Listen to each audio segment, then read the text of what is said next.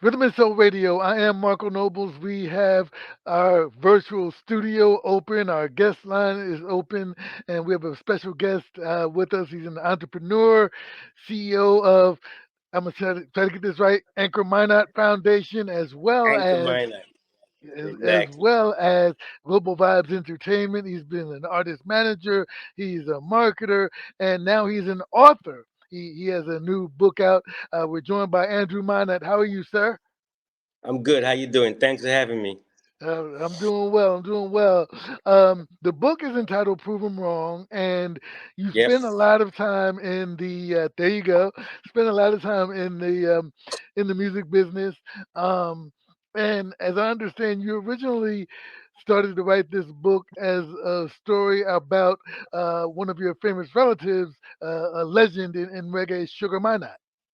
Exactly. Absolutely. That's initially because I was trying to influence him to write his book because of Mm. all the things that he has accomplished and done and nobody really knew.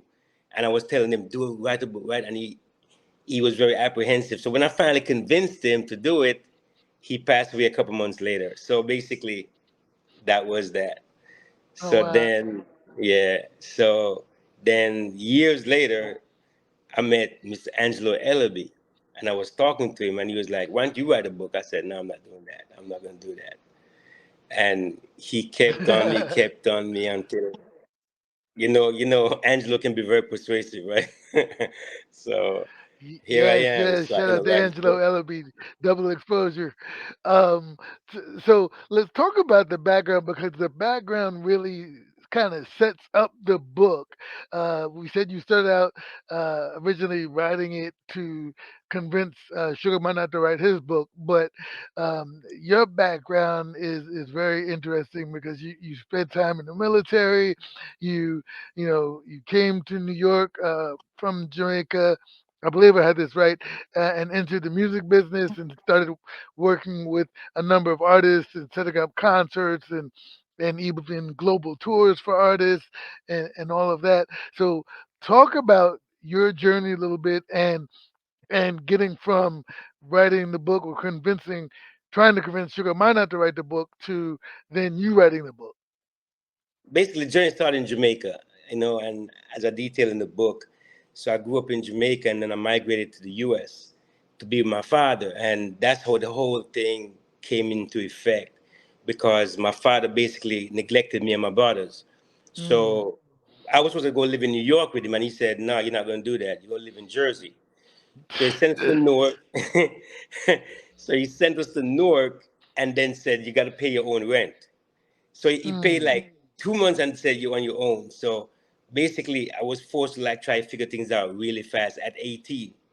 So then I ended up joining the military, the Navy, and from the Navy, I basically got out and then went to college and then met a friend of mine that was in the music, and I said I'm gonna do some production. So I flew to Jamaica back in '91 to meet up with Sugar, and he was telling me all the craziness and the corruption in music, and Mm. he advised me, if make sure the only reason you're going to do this, make sure you really love this to do this.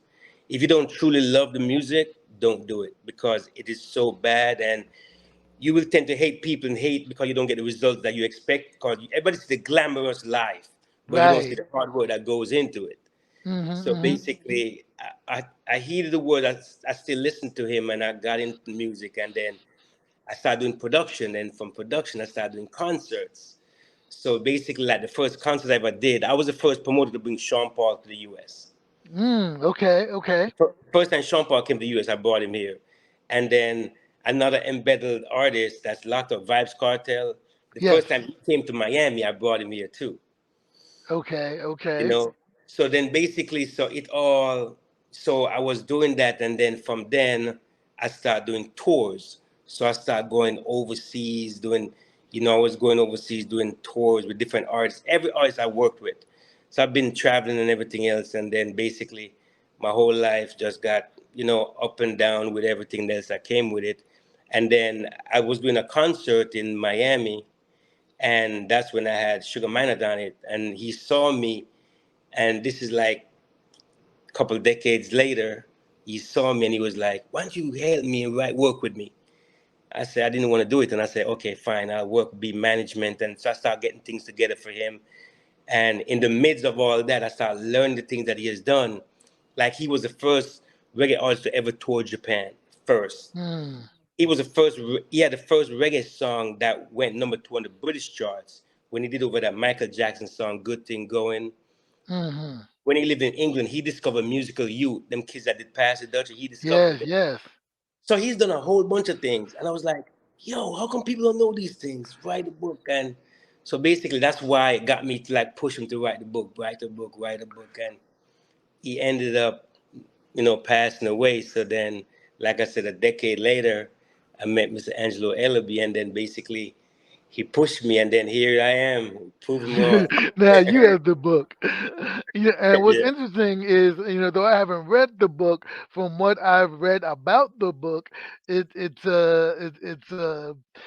music, but it's so much more. It's a story about a relationship with a father and son.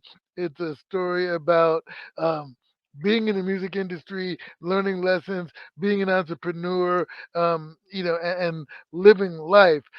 So talk about why you titled the book "Prove 'Em Wrong." So let's start there. Yeah, because I didn't come up with the title until the book was finished. Okay. So basically, as in the book, I detail all the ups and downs I went through, like because I'd never had my father with me. Like prior to my 18th birthday, I probably saw my father 5 or 6 times. I never really saw him, so I never had a relationship with him.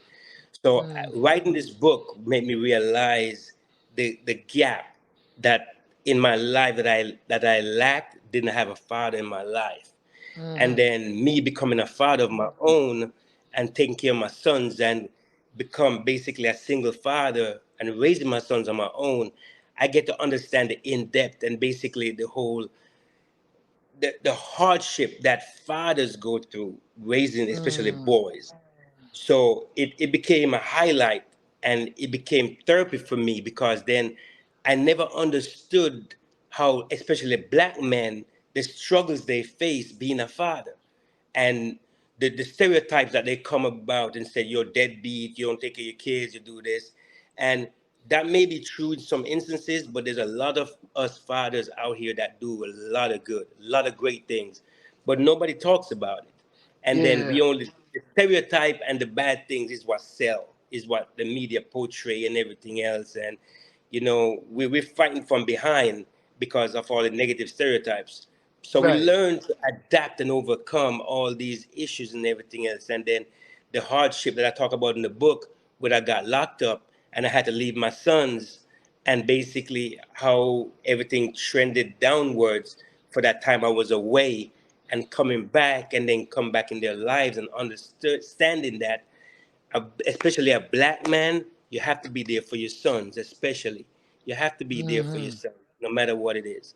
And pretty Right. much that's so I had to prove everybody wrong who said I was this or I was that, or the stereotypical issues that we have as black men Hmm. and the things we have to go through, and that we are this, or people just get see us through their lenses. They don't see the real thing. So basically the book from start to finish I had to be proving somebody wrong.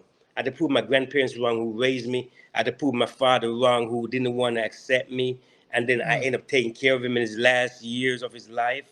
I had to prove Mm, all the naysayers wrong, of people that doubted me, said I couldn't do these concerts I was doing, and all the things that comes with life. And pretty much if you look at life, we all have to be proving somebody wrong. And we don't want to, but it's like the struggle that we face every day of our lives, you know? right, right. It's Rhythm and Soul Radio. We are talking to Andrew Minott, who is here with us in the virtual studio. He has the new book, Prove 'Em Wrong, that we are talking about. Um, how long did it take you to write the book? To be honest, I probably did it in 7 months, Mm, but it took me 2 years.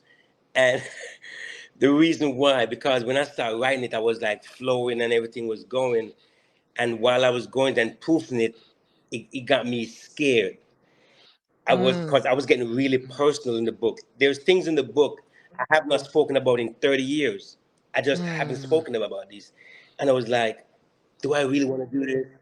And I was like, and I was hesitant. And then Mr. Ellaby hit me and said, hey, what's going on with the book? I said, yeah, I'm getting it done. I'm getting it done.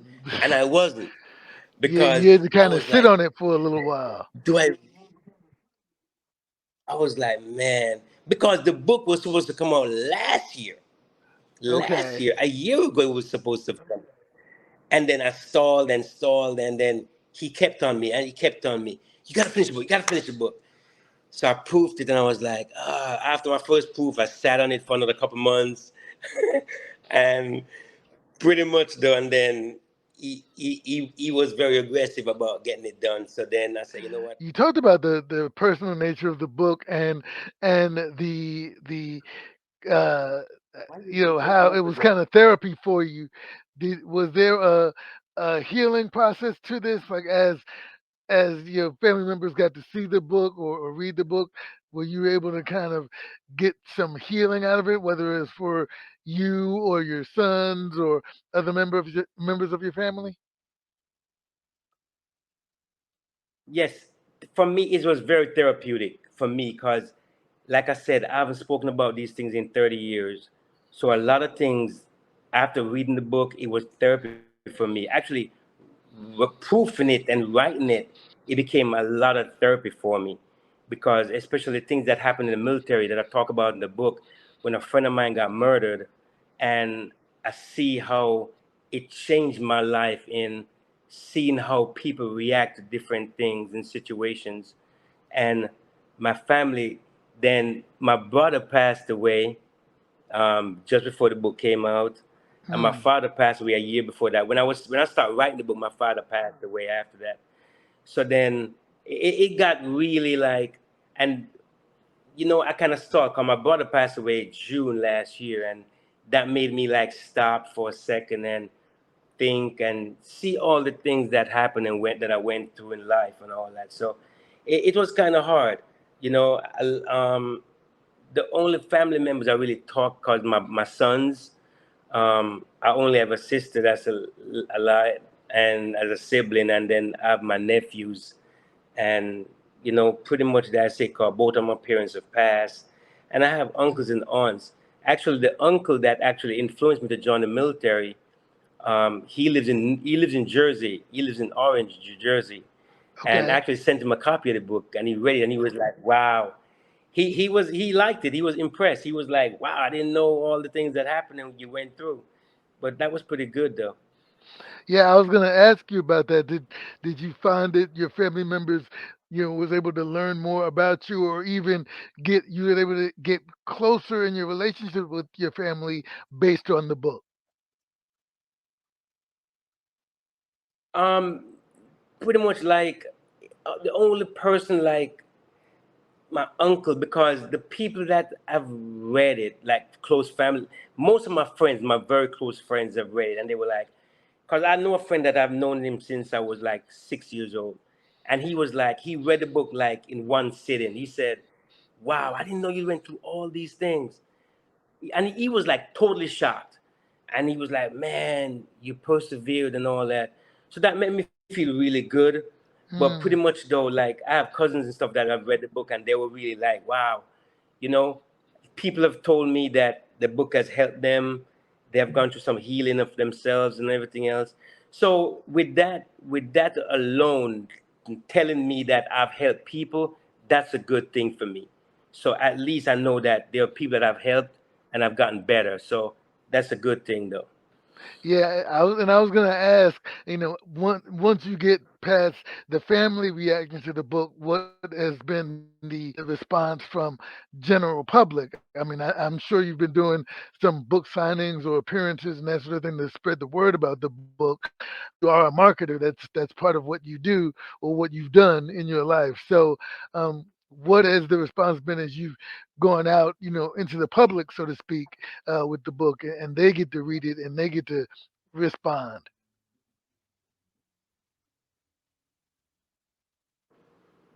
The response has been very good.